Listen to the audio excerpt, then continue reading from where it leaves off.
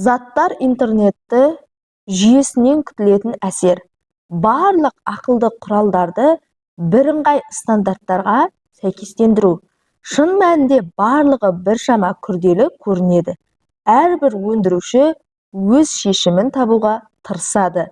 Себебі әртүрлі өндірушінің құралын бірыңғай желіге біріктіру қиын міндет болады. Заттар интернетін біртіндеп енгізу арқылы адамға тәуелсіз және қызметкерлердің тұрақты қатысуын талап етпейтін тұтас автономды кәсіпорындар құруға болады. Бұл жүйе барлық қалалар мен елдерді мүмкін бүкіл әлемді біріктіре алар еді. Бірақ қазіргі уақытта прогресс жаңа технологиялық көмекшілерді сатып алу үшін қомақты ақша төлеуге дайын тұтынушының қажеттіліктеріне бағытталған.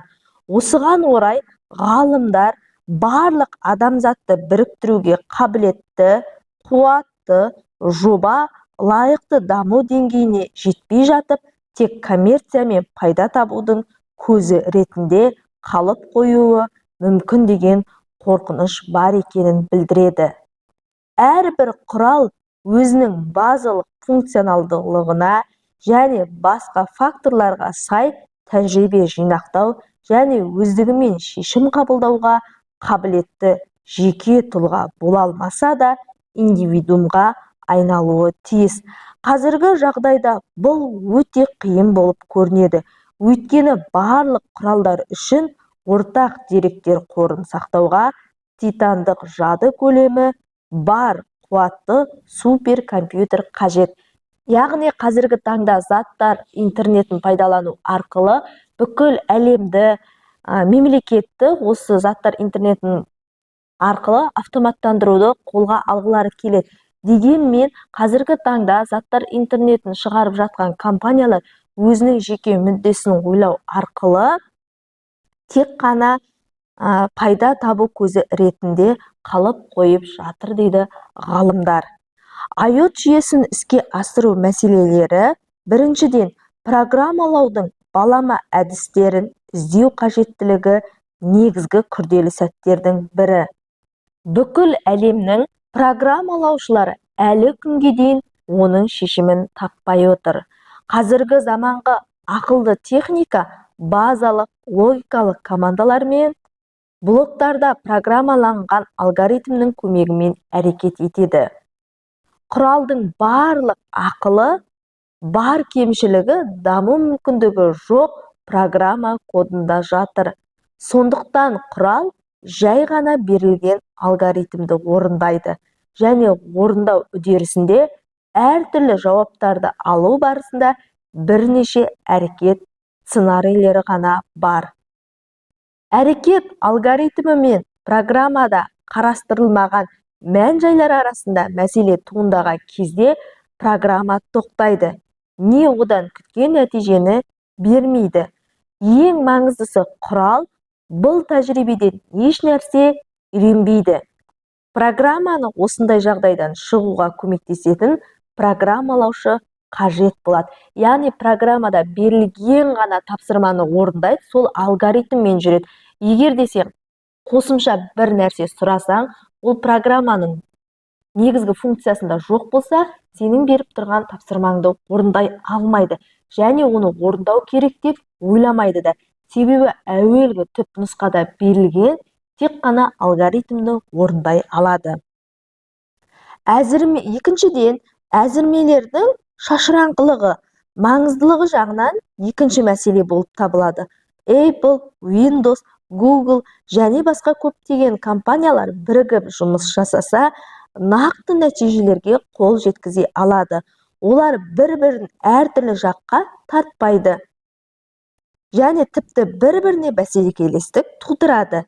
Бірақ нәтижесінде бірнеше рет басқа біреу қол жеткізген нәтижені әзірлеуге мәжбүр болады.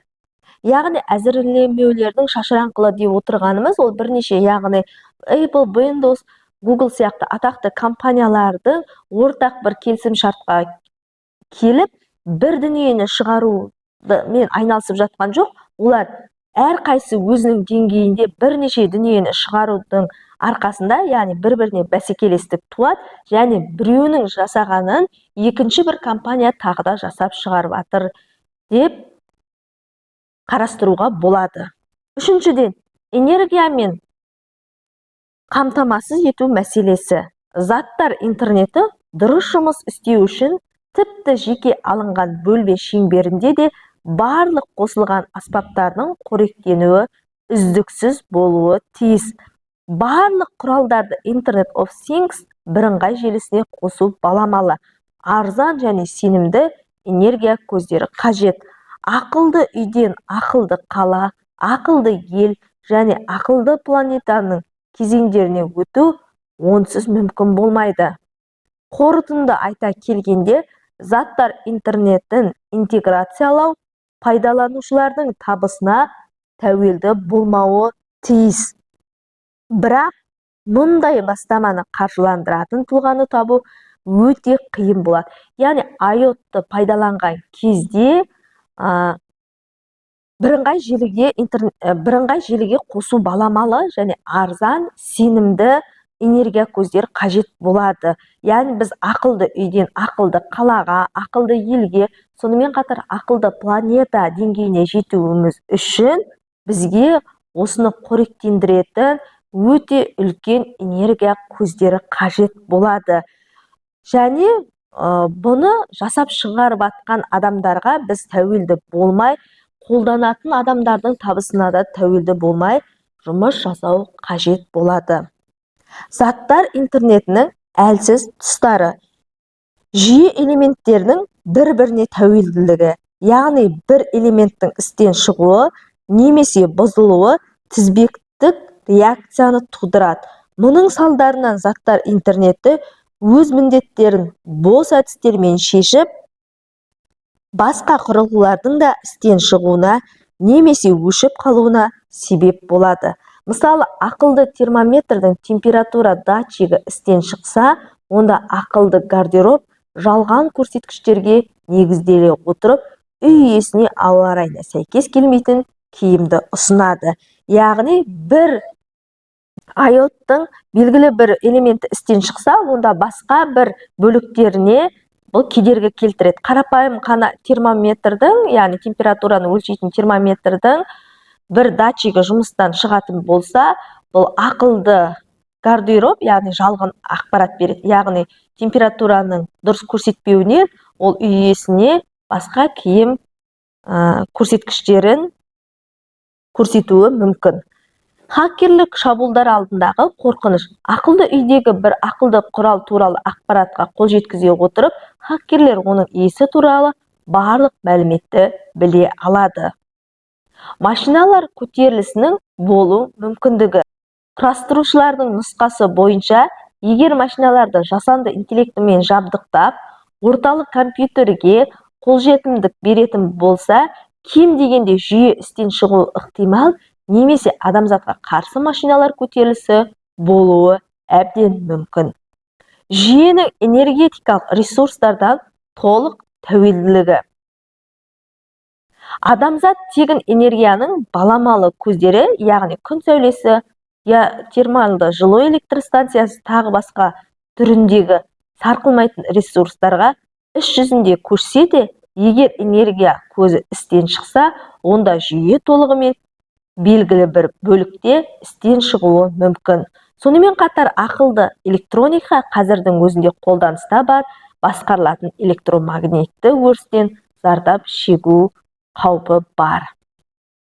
Келесі тоқталатын мәселе, өмірдің аса жеңілдеуі салдарынан адамзаттың рухани дағдарысқа ұшырауы. Осы осалдықтардың кейбірін фантастикалық және мүмкін емес деп санауға болады. Алайда осы күндерге дейін заттар интернетінің өзі мүмкін болмағанын ұмытпаған жөн. Технологиялардың өсу деңгейімен мүмкіндіктер де өзгереді. Мұны да ұмытпау керек. Заттар интернеті қазірдің өзінде уақыт пен шығындарды тиімді етіп, көптеген бизнес салаларында қолданылып жүр. Бірақ бұл тренд енді ғана бастау алуда, ал IoT тұжырымдамасы үнемі жетілдіріліп отыруға тиіс. Датчиктердің бағасы оларды өндіру көлемін ұлғайту және компоненттер құнын азайту есебінен төмендейді. Құралдар көлемі барынша шағын болып бара жатыр. Құралдарды энергиямен қамтамасыз ету әзірге айтарлықтай маңызды емес. Бірақ жел және жарық энергиясын пайдалану осы мәселені шешеді. Және жақын болашақта IoT технологиясын қолдану толығымен автономды үдеріс болады. Машиналар дәуірі жақындап келеді және интернетті пайдалану оларды жеке тірі ағза ретінде өмір сүруін қамтамасыз ететін бірыңғай гетерогенді ортаға біріктіруге мүмкіндік береді. Үй иелері жақындағанда есіктерін ашатын, жайлы микроклиматты қамтамасыз етіп тұратын, тоңазытқышты өздері толықтыратын және иесі ауырып қалса, қажетті дәрі-дәрмектерге тапсырыс беретін ақылды үйлердің көбеюі алыс емес.